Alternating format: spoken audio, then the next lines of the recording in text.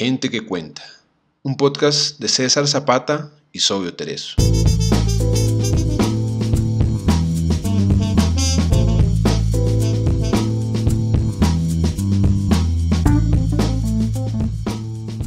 Gente que cuenta es un espacio para leer autores latinoamericanos emergentes. Gente que puede que no esté en tu radar, pero tiene algo bueno que contar. Pequeños autores, grandes obras. Hola, querido Mercedes, ¿cómo estás? ¿Qué es de tu linda vida? ¿Cómo te trata esta tarde en México? ¿Cómo estás? Obvio. Pues acá en la Ciudad de México estamos en temporada de mojarnos muchísimo.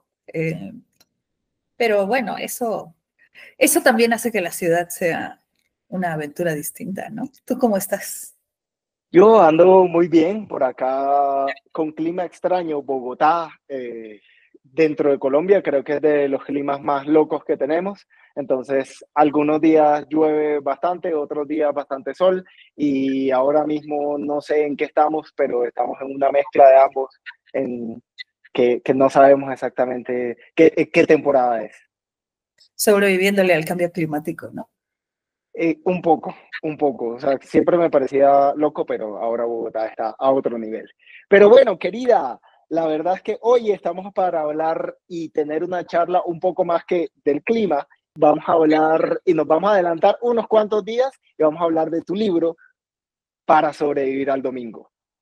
La idea es que podamos conversar y que nuestros oyentes puedan saber un poco más del libro y puedan interactuar con él y se puedan antojar.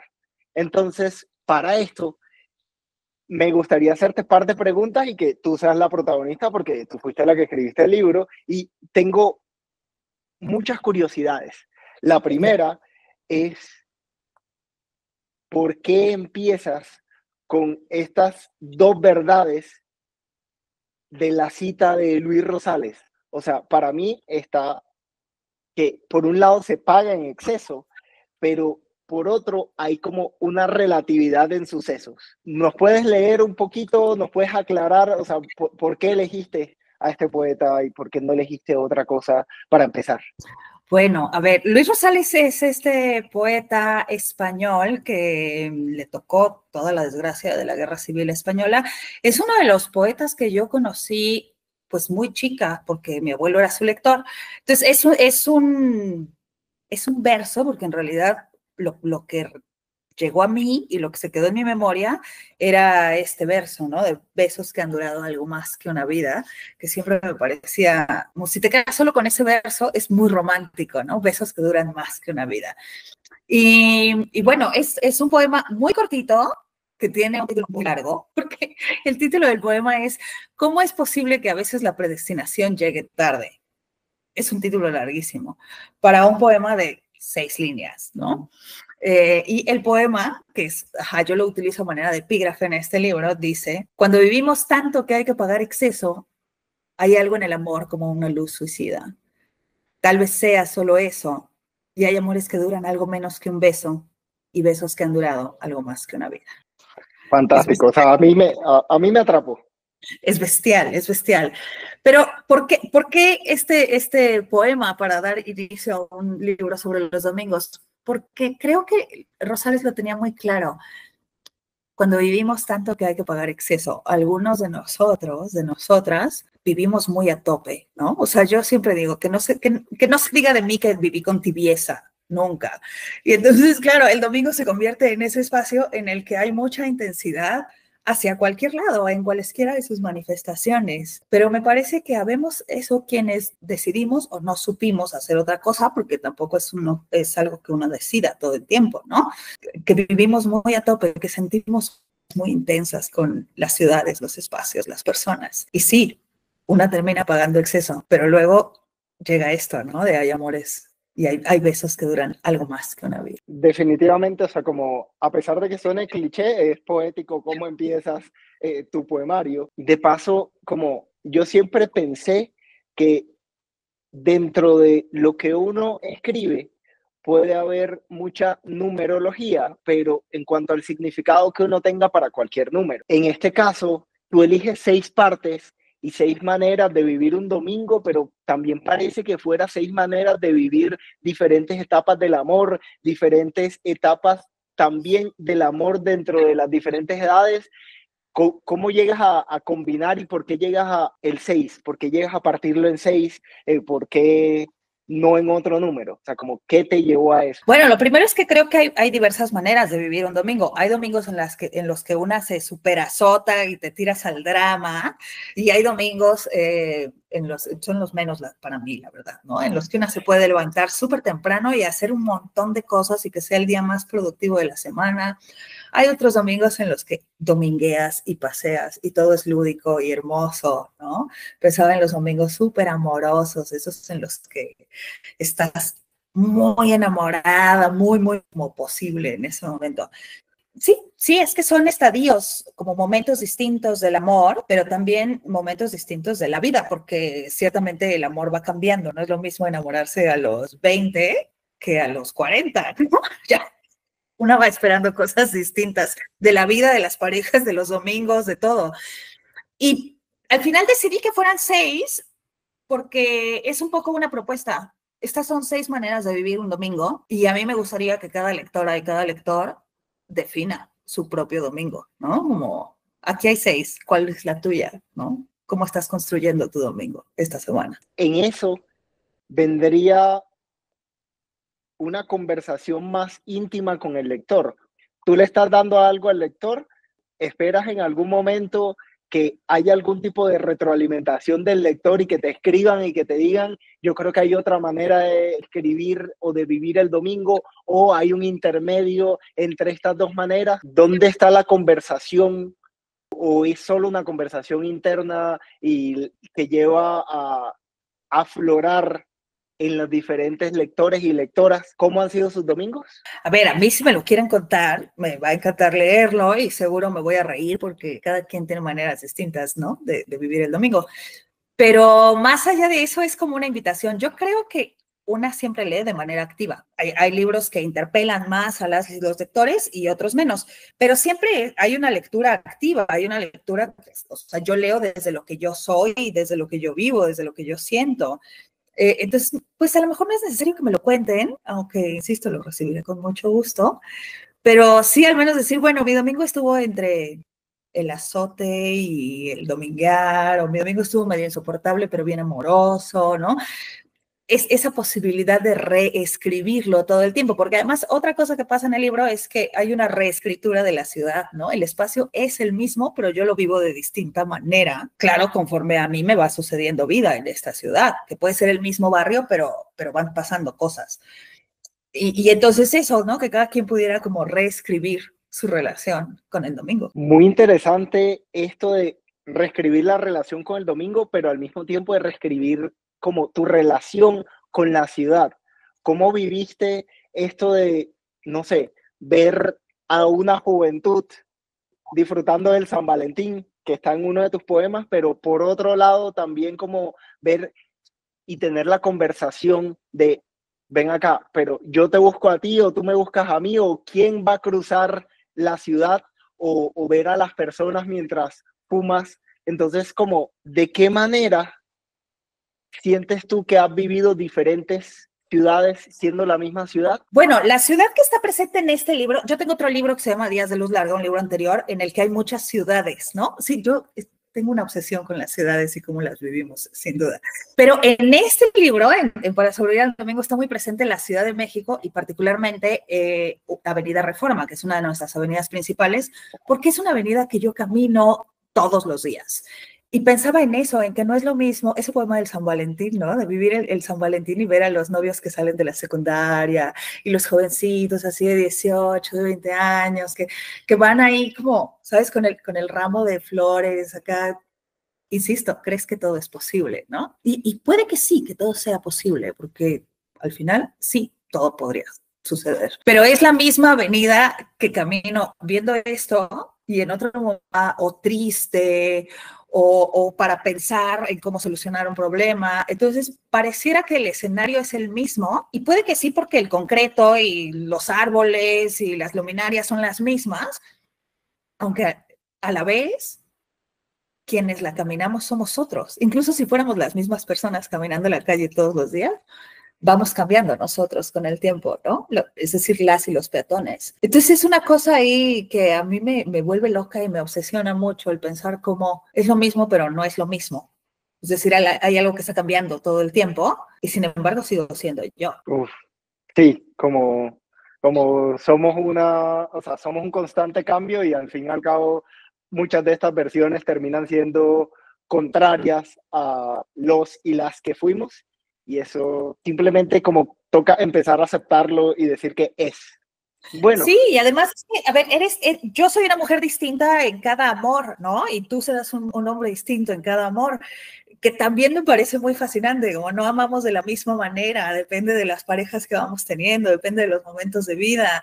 Y entonces el amor es el mismo o no es el mismo, caminamos la misma calle, pero bueno, sucedieron cosas distintas, como esa pregunta constante de qué es lo que permanece y qué es lo que va cambiando. Sí, es una de mis grandes obsesiones, creo. Hablando de obsesión, a mí hubo por lo menos 2 poemas en los cuales cuando lo releía llegaba alguna frase y decía, uff, pero, ¿por qué Mercedes me hace tanto daño? O sea, ¿qué manera de retratar mi vida? Y por lo tanto los y las lectoras también en algún punto van a decir, ay, soy yo, fui yo, o tal vez en un futuro seré yo.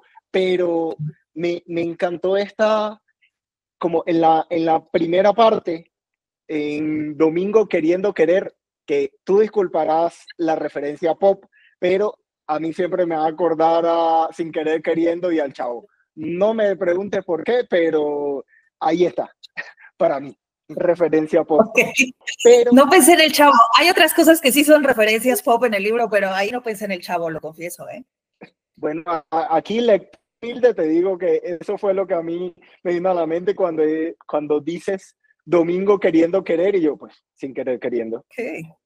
Y el último poema de esa primera parte, que se llama La mitad de mi cuerpo sobre la mitad, que desborde de creatividad. O sea, me pareció espectacular el juego de palabras, como la analogía, el gozo que hay dentro de la misma estructura y al mismo tiempo que hay mitades, hay verdades, hay certezas y hay querer, que es como lo que marca ese capítulo de Domingo Queriendo Querer.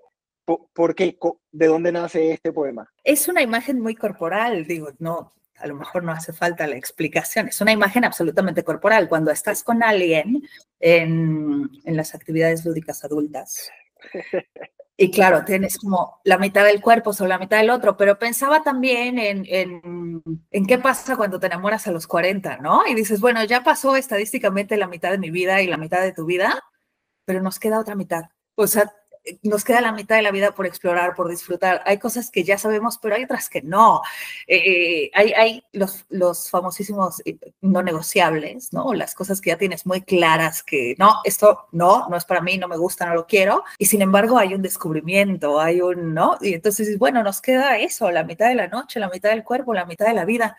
Y no me parece poco, no es poco pensar, quiero pasar la segunda mitad de mi vida contigo, ¿no? Yo noté que había un crescendo y este crescendo era dentro de el primer capítulo, lo sentí mucho más figurativo y luego se vuelve más descriptivo y como las imágenes son más de la cotidianidad, o por lo menos así lo sentí yo. Ahora que hablas de que igual podría ser suficiente esto de que sea la mitad y que no es poco, hay una parte en donde más avanzada en el libro, tú hablas de la cotidianidad y de comerse un espagueti y de que al fin y al cabo era algo normal y era una noche más dentro de muchas noches en donde podía haber algo de cotidianidad, como ya lo dije, pero que no estaba la monotonía aburrida y que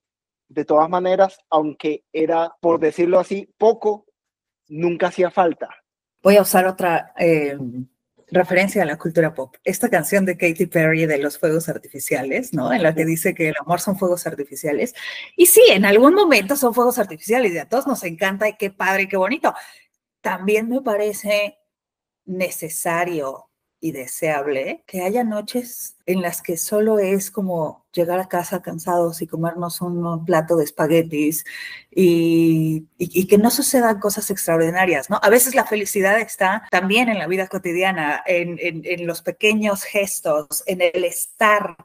Y entonces, bueno, quizá hoy no hubo fuegos artificiales, pero eso no significa que no hay amor, ¿no? Como distintas maneras de entender el amor, que claro, es que además habría que decir que este es un libro básicamente de poemas de amor y de la ciudad, y que a mí me gusta mucho que haya salido este libro, y creo que fue también una necedad mía y de las editoras, porque habría que reivindicar esas otras maneras de amar, ¿no? Nuestras maneras de establecer relaciones han cambiado muchísimo en los últimos 30 o 40 años. Y a veces está bien también decir, oye, no todo tiene que ser extraordinario y grandote para ser grandioso. A veces es grandioso solo porque estás en paz y estás tranquila y porque tienes un lugar, ¿no? Un amor que sea hogar, tranquilidad, paz, poder desconectarte, no tiene que pasar nada grande.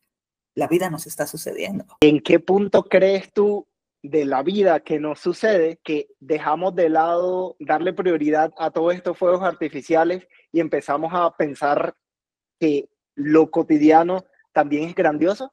¿Llegó algún punto en el que tú pudieses decir, mira, yo a mis 20 no era así, pero a mis 30 tal vez sí o tal vez no? ¿Qué recomendación le das tú a nuestros lectores y lectoras que vayan a meterse en tu libro? Porque al fin y al cabo uno termina con una inmersión. O sea, yo empecé a leerlo y yo decía, tengo que seguir, tengo que seguir, tengo que seguir. Y dentro de esta inmersión, ¿qué le podrías decir tú con respecto a estos fuegos artificiales y a empezar a ver lo espectacular, como tú llamas, lo grandioso, lo cotidiano? O sea, ¿en qué punto crees que pasa o que puede pasar?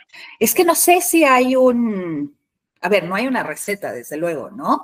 Yo pienso que yo me di cuenta de esto, no con parejas, sino con mi abuela, ¿no? O sea, yo las cosas que más extrañaba de mi abuela cuando vivíamos en ciudades distintas eran las cosas cotidianas, era llegar por la noche y hacernos un par de quesadillas, ¿no? O tomar un café el sábado por la mañana sentadas en la cama.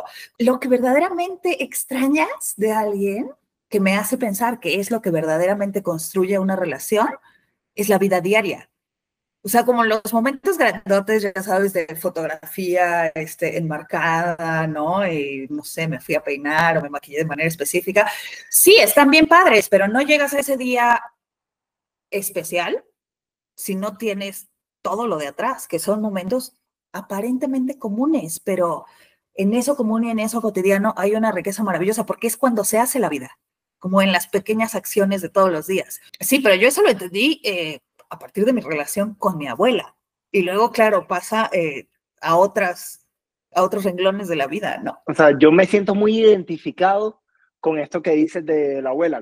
Para mí también la relación con mi abuela me hizo pensar y repensar qué era el amor y qué era un verdadero amor, siendo mi abuela como ese vínculo al cual uno puede volver y del que uno extraña. También, como tú, no pesadillas en este lado, pero la comida en general. El amor de mi abuela siempre se presentaba a través de la gastronomía. Bueno, para encauzar el final de esta conversación, quería que me hablaras un poco de este poema que se llama Porque mi piel no es mía. Siento que no pude definirlo porque me pareció tan poderoso que simplemente lo que escribí fue una frase del poema para decirme o para recordarme a mí mismo que tengo que releerlo cada vez que pueda. ¿Podrías leerlo para nosotros? ¿Hablarnos de este poema? Sí, claro. Bueno, primero lo vamos a leer, ¿no? Porque mi piel no es mía y no abre la noche a mis manos.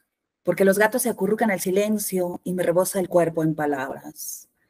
Porque es verdad, sucedimos y luego la tierra volvió a ser tierra y del pan nos quedó solo pan.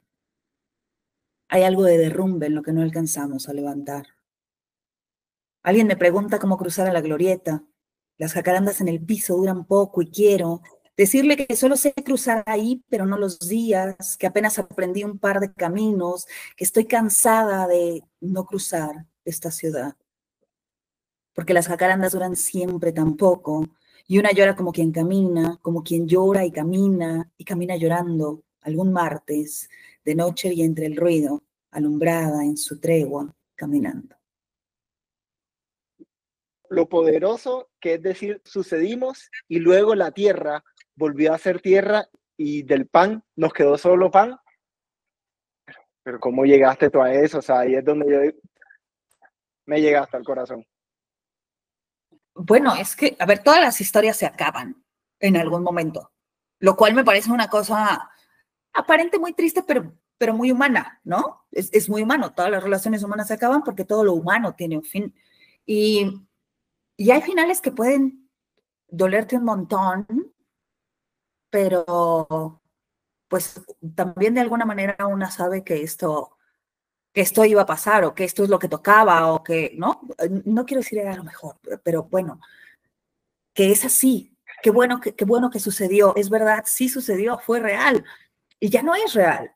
Y luego una se queda como con esa sensación de tener que caminar la ciudad sin sentirla muy propia, ¿no? Pero no es porque la ciudad no sea tuya, es porque hay momentos en los que, híjole, necesitas apartarte un poquito, mirarlo, decir, sí, perdimos esto, del pan nos quedó solo pan y sigue siendo pan y lo volveremos a comer, ¿no? Y, o sea, es decir, la vida va a seguir siendo vida, pero hay un reconocimiento de aquello que se perdió, que terminó. Y que igual con eso nos quedamos, ¿no? O sea, como con reconocer que tuvimos algo, porque si no lo tuvimos no lo hubiésemos podido perder. Sí, sí, sí. Si no hubiera sido cierto, no pesaría. No, que cuando estaba, es que salí un día a caminar en la noche y estaba yo como justo con esta sensación de la pérdida absoluta, ¿no? Sobre el cuerpo. Y entonces me senté en una banquita de Reforma y se acercó un señor que, pues yo no sé si no se dio cuenta o no le importó, que yo estaba ocupada y claramente no, ¿no? O sea, como esos momentos en los que ves a alguien con un cuaderno entre las manos y es como, señor, estoy ocupada, si te das cuenta, ¿no? Como cuando estás en la fila del trámite, no sé qué, y alguien te ve con un libro pero quiere platicar a fuerza. Igual, yo tenía una libreta entre las manos y el señor se acercó a preguntarme, de verdad, cómo cruzar la glorieta. Y a mí eso me pareció como, bueno, pues al final está ahí en el poema, ¿no? Alguien me está preguntando una cosa práctica en la vida y yo estoy pensando en que las flores duran muy poco. Y sin embargo, bueno, las flores seguirán durando poco y las volveremos a pisar y el Señor va a cruzar la glorieta y yo no cruzaré a otro lado. Y ahí sigue, y sigue, y sigue.